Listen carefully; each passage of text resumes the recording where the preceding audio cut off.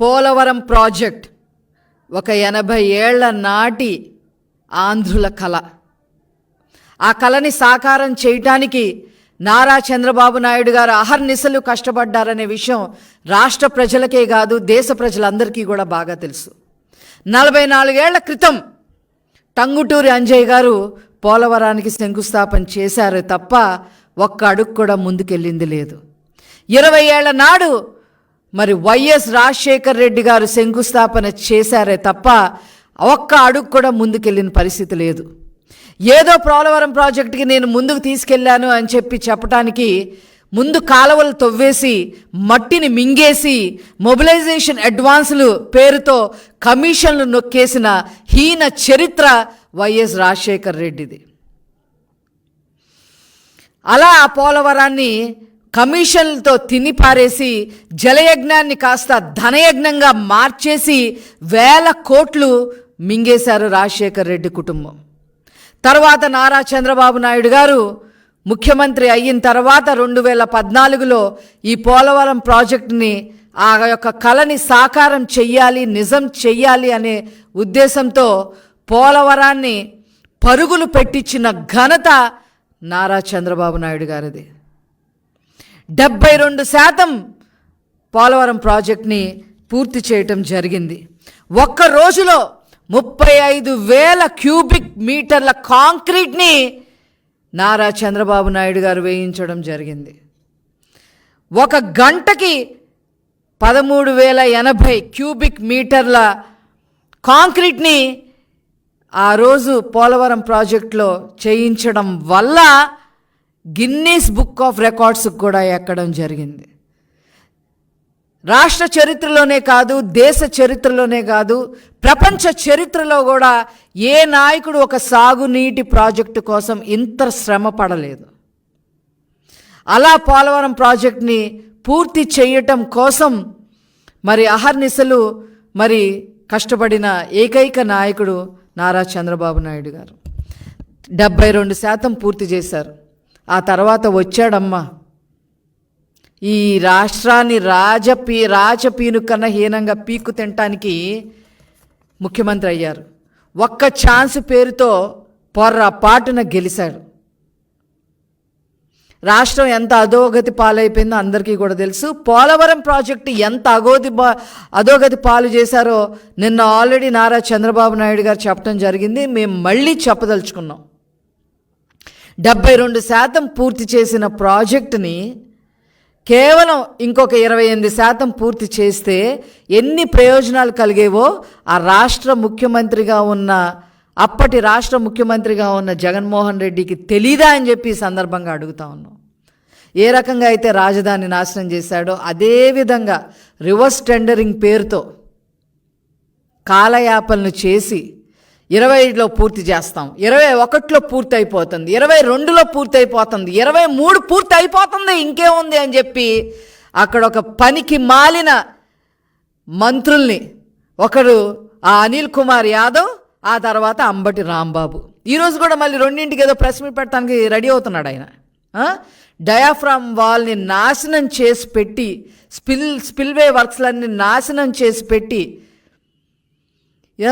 భ్రష్టు పట్టించేసి చివరికి ఆ ప్రాంతం మొత్తం కూడా ముంపులోకి గురయ్యే విధంగా జిల్లాలు మునిగిపోయే విధంగా నాశనం చేశారు ఈ జగన్మోహన్ రెడ్డి ప్రభుత్వం.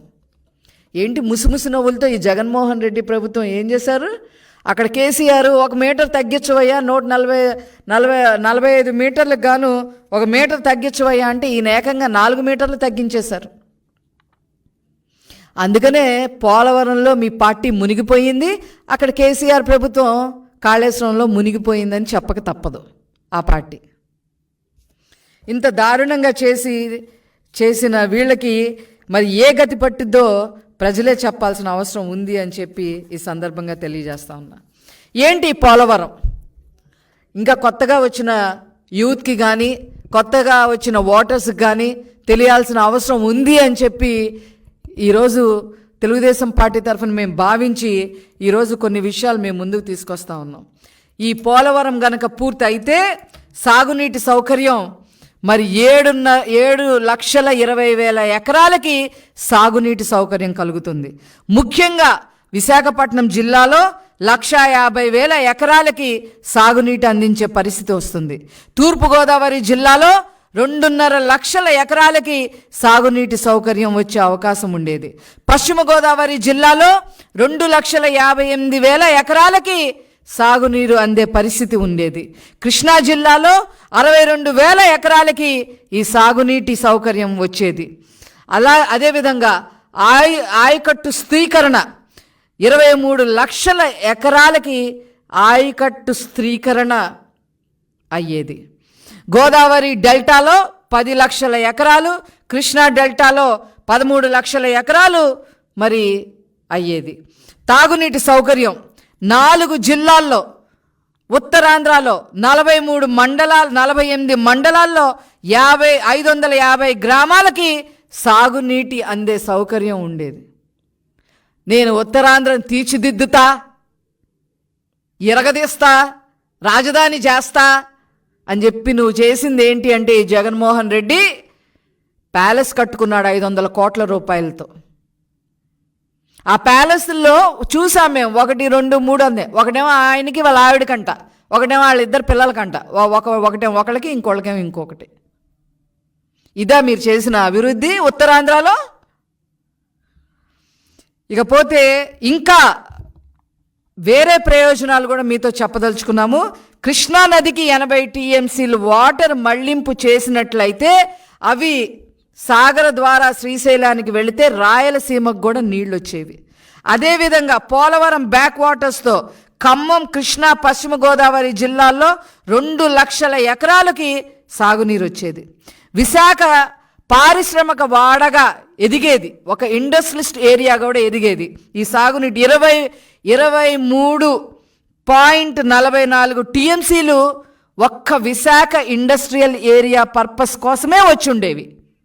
అదేవిధంగా మనతో పాటు పక్క రాష్ట్రాలు, ఒరిస్సాకి 5 టీఎంసీలు నీటి, అదేవిధంగా ఛత్తీస్గఢ్కి 1.5 టీఎంసీలు నీటి లభ్యత కూడా లభించేది. మొత్తం 194 టీఎంసీలు ఉపయోగించుకునే పరిస్థితి ఉండేది. గోదావరి నీళ్లు ప్రతి ఏటా 2,000 టీఎంసీ నీళ్లు సముద్రంలో కలిసిపోతూ ఉన్నాయి.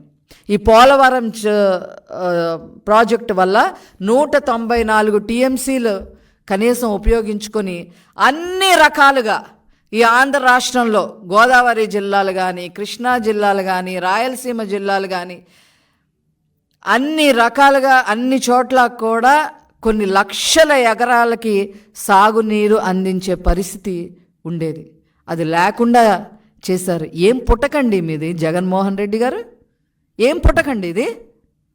కనీసం చంద్రబాబు నాయుడు గారు 72% పూర్తి చేసిన తర్వాత వాదనలకి దిగకుండా దాన్ని ఎంతో కొంత ముందుకు తీసుకొని వెళ్ళుంటే ఎంత బాగుండేది.